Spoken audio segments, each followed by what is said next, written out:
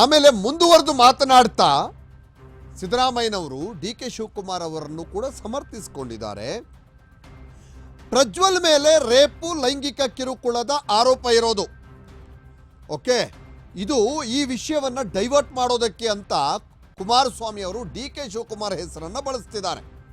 ಪ್ರಜ್ವಲ್ ವಿಚಾರ ಅವ್ರ ಕುಟುಂಬಕ್ಕೆ ಎಲ್ಲವೂ ಗೊತ್ತಿದೆ ಅಂತ ಸಿದ್ದರಾಮಯ್ಯನವರೇ ಹೇಳಿದ್ದಾರೆ. ಪ್ರಧಾನಿಗೆ ಎರಡೆರಡು ಪತ್ರ ಬರೆದರೂ ಉತ್ತರ ಬರಲಿಲ್ಲ.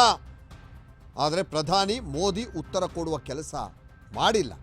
ಒಬ್ಬ ಸಿಎಂ ಪ್ರಧಾನಿಗೆ ಪತ್ರ ಬರೆದ್ರೆ ಉತ್ತರ ಕೊಡಬೇಕಾಗಿತ್ತು. ಆದರೆ ಆ ಉತ್ತರ ಕೊಡುವಂಥ ಕೆಲಸವನ್ನ ಪ್ರಧಾನಿಯಾಗಿ ಮೋದಿಯವರು ಮಾಡಲಿಲ್ಲ. ಪಾಸ್ಪೋರ್ಟ್ ರದ್ದು ವಿಚಾರದಲ್ಲಿ ಸಿಎಂ ಸಿದ್ದರಾಮಯ್ಯ ಕಿಡಿಕಾರಿದ್ದಾರೆ. ಎರಡೆರಡು ಪತ್ರ ಬರೆದಿದ್ವಿ ಮೋದಿ ಅವರಿಗೆ. ಒಬ್ಬ ಪ್ರಧಾನಿಯಾಗಿ ಒಬ್ಬ ಮುಖ್ಯಮಂತ್ರಿ ಬರೆದಂಥ ಪತ್ರಕ್ಕೆ ಉತ್ತರ ಕೊಡಬೇಕಾಗಿತ್ತು, ಅದನ್ನು ಮಾಡಲಿಲ್ಲ ಅಂತ. ಬರ್ದಿದ್ದೀರಾ, ಏನೋ ರೆಸ್ಪಾನ್ಸ್ ಬಂದಿದೆಯಾ ಆ ಕಡೆಯಿಂದ ಅಂತ? ಪ್ರಧಾನಿ ಅವರಿಗೆ ಪತ್ರ ಬರೆದವರಿಗೆ ಅವ್ರ ರೆಸ್ಪಾನ್ಸ್ ಬಂದಿಲ್ಲ. ಪಿಎಂ ಆಫೀಸ್ ಬೇಗ ರಿಪ್ಲೈ ಬರ್ತದೆ ಅಂತ ಸಾಕಷ್ಟು ಜನ ಹೇಳ್ತಾರೆ. ಪಿಎಂ ಆಫೀಸ್ ಏನೇ ಬರೆದ್ರು ವಾಪಸ್ ಬೇಗ ರಿಪ್ಲೈ ಕೊಡ್ತಾರೆ. ಅದು ನಂಬ್ಕೊಂಡಿರೋದೇ ನಿಮ್ ತಪ್ಪು. ಜನ ಹೇಳ್ತಾರ ಆ ಥರ. ಜನ ಹೇಳೋದನ್ನೇ ನಂಬ್ಕೊಂಡಿದ್ದೀರಲ್ಲ ನೀವು, ಅದು ನಿಮ್ ತಪ್ಪು. ಸ್ಟೂಡೆಂಟ್ಸ್ಗಳಿಗೆಲ್ಲ ರಿಪ್ಲೈ ಮಾಡಿ ಅನೇಕ ಪತ್ರಗಳಿಗೆ ನನ್ನ ಪತ್ರಗಳಿಗೆ ಉತ್ತರ ಕೊಟ್ಟಿಲ್ಲ. ಅಲ್ಲ, ಸೆಲೆಕ್ಟಿವ್ ಇದಾರ ಅಂತ ಸೆಲೆಕ್ಟಿವ್ ಇದಾರ ಅವರು ಅಂದ್ರೆ ಮೋದಿ ಅವರು ಅಂತ. ಸೆಲೆಕ್ಟಿವ್ ಅಂತ ಹೇಳಕ್ ಹೋಗಲ್ಲ, ಬಟ್ ನನ್ನ ಪತ್ರಕ್ಕಂತೂ ಉತ್ತರ ಕೊಟ್ಟಿಲ್ಲ. ಈ ಪತ್ರಕ್ಕೆ ಉತ್ತರ ಸಿಗುತ್ತೆ ನಿರೀಕ್ಷೆ ಇದೆಯಾ ಸರ್? ಮಾಡ್ಬೋದಾ ಸರ್? ಈಗ ಎಲೆಕ್ಟೆಡ್ ಗೌರ್ಮೆಂಟು ಪ್ರೈಮ್ ಮಿನಿಸ್ಟರ್ಗೆ ಪತ್ರ ಬರೆದಾಗ, ಒಬ್ಬ ಮುಖ್ಯಮಂತ್ರಿ ಪತ್ರ ಬರೆದಾಗ ಸ್ವಾಭಾವಿಕವಾಗಿ ಉತ್ತರ ಕೊಡ್ತಾರೆ ಅಂತ ನಂಬಿಕೆ ಇದೆ, ವಿಶ್ವಾಸ ಇದೆ. ಅವರು ಈ ಮೊದಲನೇ ಪತ್ರಕ್ಕೆ ಉತ್ತರ ಕೊಟ್ಟಿಲ್ಲ, ಎರಡನೇ ಪತ್ರಕ್ಕೆ ಉತ್ತರ ಕೊಡ್ತಾರಾ ಇಲ್ವ ಅಂತ ನೋಡೋಣ. ಈಗ ಉತ್ತರ ಕೊಡಬೇಕಲ್ವಾ? ಈಗ ಡಿಪ್ಲೊಮ್ಯಾಟಿಕ್ ಪಾಸ್ಪೋರ್ಟನ್ನು ರದ್ದು ಮಾಡಿ ಅಂತ ಬರೆದಿದ್ದೀನಿ. ಮೊದಲನೇ ಪತ್ರಕ್ಕೆ ಉತ್ತರ ಇಲ್ಲ, ಎರಡನೇ ಪತ್ರಕ್ಕೆ ಉತ್ತರ ಕೊಡಬೇಕಲ್ಲ.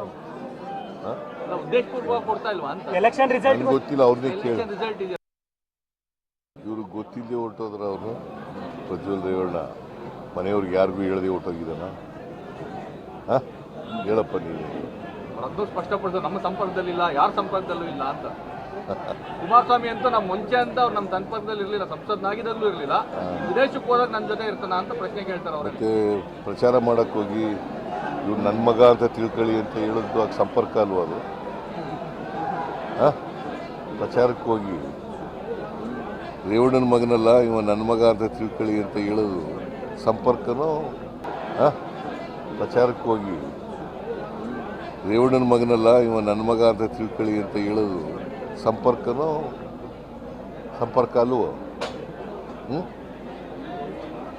ಎಲ್ಲ ಗೊತ್ತಿದ್ದು ಸುಳ್ಳು ಹೇಳ್ತಿದ್ದಾರೆ ಸರ್. ಇದುವರೆಗಿನ SIT ನಿಮ್ಗೇನನ್ಸುತ್ತೆ ಹೇಳಪ್ಪ? ನೀವು ಬರೆಯೋದಿಲ್ಲ, ಅದೇ ಬಂದಿರೋ ತಾಪತ್ರಯ.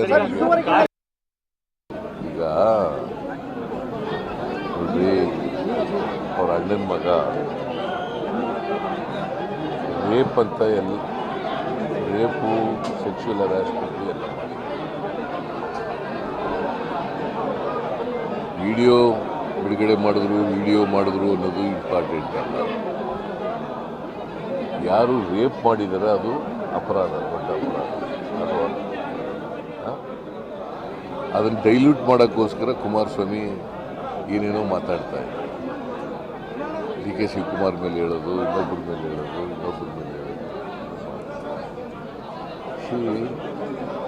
ಅವರು ಈ ನೆಲದ ಕಾನೂನಿಗೆ ಗೌರವ ಕೊಡಬೇಕು. ಅವ್ರ ಅಣ್ಣನ ಮಗ ತಪ್ಪು ಮಾಡಿದ್ದಾನೆ, ಆರೋಪ ಮಾಡಿದ್ದಾನೆ. ಅದು ನನ್ನ ಮಗ, ಅಣ್ಣನ ಮಗ ಅಪರಾಧಿಯಲ್ಲ, ಆರೋಪಿ ಅಷ್ಟೇ ಅಂತ ಹೇಳೋದು.